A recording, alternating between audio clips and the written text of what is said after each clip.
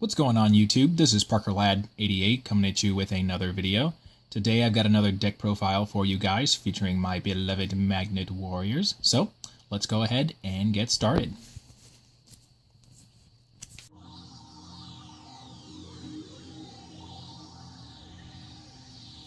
Alright guys, so the first thing we're going to do is go ahead and get started with our monster lineup. The first thing we do is run 3 copies of Beta, the Magnet Warrior.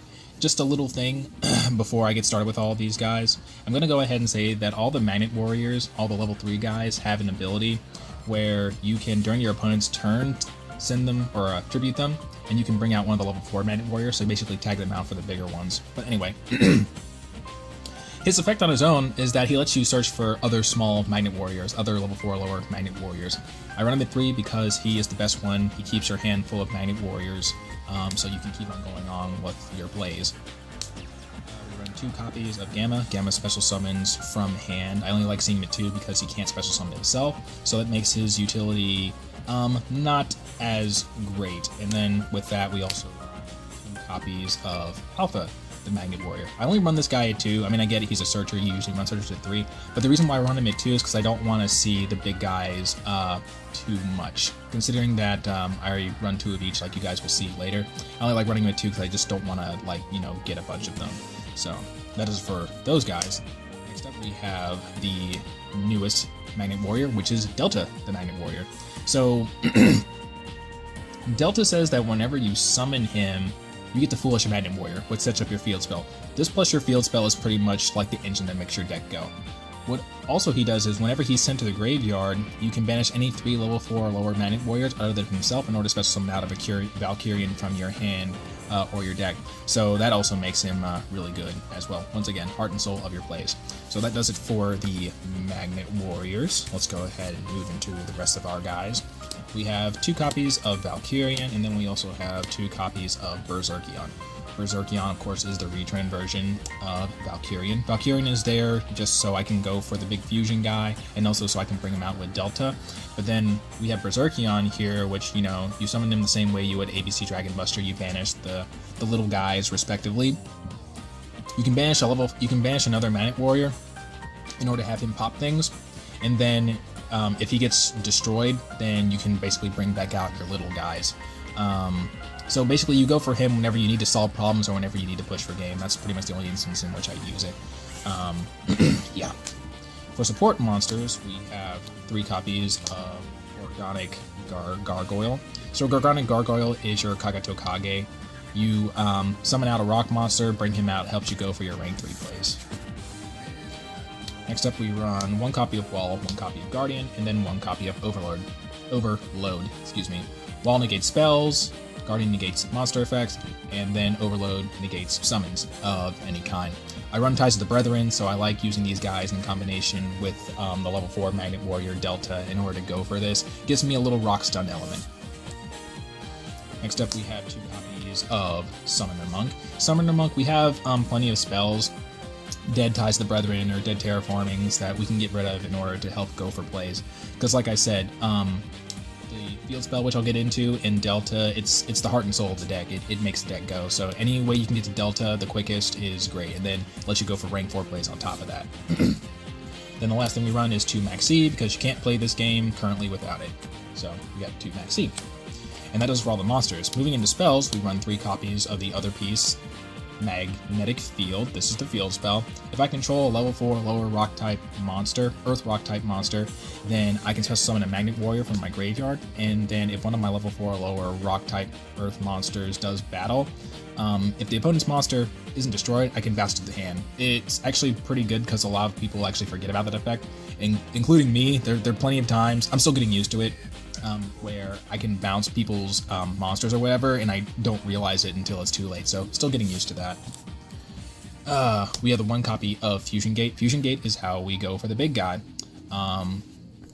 In a lot of ways, you can consider Magnet Warriors kind of a watered-down version of ABC. A lot of their effects are weaker, but they're easier to summon, and that includes the big fusion. So basically, you just play Fusion Gate, you banish both the guys in order to bring out the big fusion guy. And the only reason why I run the Fusion Gate is because I run 3 copies of Terraforming. terraforming so I can search up my magnetic fields with my my Delta, so I figure why not just run one Fusion Gate. We have 3 copies of Ties to the Brethren. Ties of the Brethrening one of your Quakimerus, or Ties of the Brethrening more ideally your Delta for a wall and an overload is really nice, but I run the Guardian as well just so I can make sure I can always Ties of the Brethren into 2 other things. Very seldomly do I ever get like 3 rocks, so I won't be able to actually go for Ties of the Brethren plays. But that's the reason why I run this. There was something else I wanted to say about this card, but I can't remember what it was. Anyway, it's really good, you know, rocks stun element thing, and because I side into Sandman and Barrier Statue of the Drought, it makes it all the better. We run 2 copies of Dark Hole, just so I can deal with going second if I need to. These used to be Fiendish changed. These used to be Fiendish changed, but I liked going with Dark Hole instead.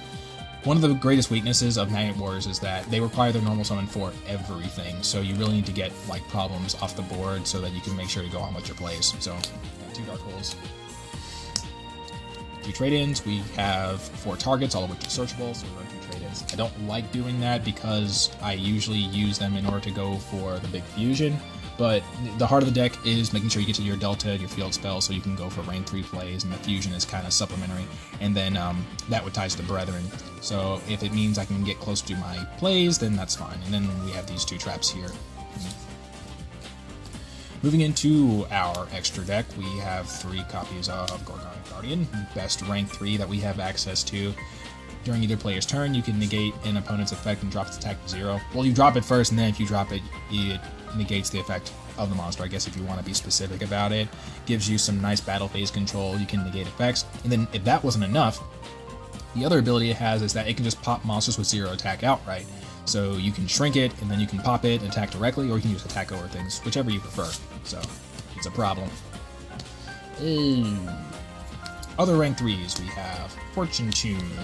Fortune Tune is good because it can't be targeted, and then if it would be destroyed, you detach, and then when it dies, it puts itself back and 2 things back in your deck. So, it's pretty good that way. We have Grand Pulse for back row removal, Engineer for protection, we have Soul Silver Mountain because it's cool. It can Zing Zenhu your opponent's back row, and then if it runs over something, you can get one of your Ursa Grave. I never really use that effect, but you can. We have 1 Leviair, this is a new addition, because I was able to get my hands on one. Whenever you banish your Magnet Warriors for your big guys, you can bring out Leviair, have Leviair reborn one of your little guys, and just add on to your hand advantage. Put that guy back in grave so your field spell stays alive. That does it for all the rank 3s. Moving into rank 4, since we have access to them, we have 1 Giant Hand, because, you know, rock deck, gotta play rocks. We have 1 Castel, 1 Abyss Dweller, and then we have the Utopia package, some of the best rank 4s in the game, so that's pretty self-explanatory. We have 1 rank 8 in the form of Hope Harbinger, because he is the best rank 8. Whenever your fusion guy dies, you can get out to your 8 guys, you can attack or whatever, and then you go for him. Of course, we have the big fusion himself, Imperium Magnum, the superconductive battle bot. I think it's hilarious that he's a bot, he's supposed to be a rock, but hey, whatever. I don't understand why he can just spin like a Magnum warrior, but I digress. You bring him out using Fusion Gate, he gets 1 free negate of anything, the activation of anything, and then when he dies, you get out, you know, 2 of the 8s. And that's pretty much it. You can make him with the greatest of ease. It's one of the best plays this deck can do. Bringing out a Gorgonic Guardian or Ties of the Brethrening, one of your guys after you bring him out, it makes for a pretty strong lock. So, that does it for the deck, guys. Let me know what you think about it. Hopefully you enjoyed the deck profile, and I'll be back at you later with future videos. This is Parker Ladd, out.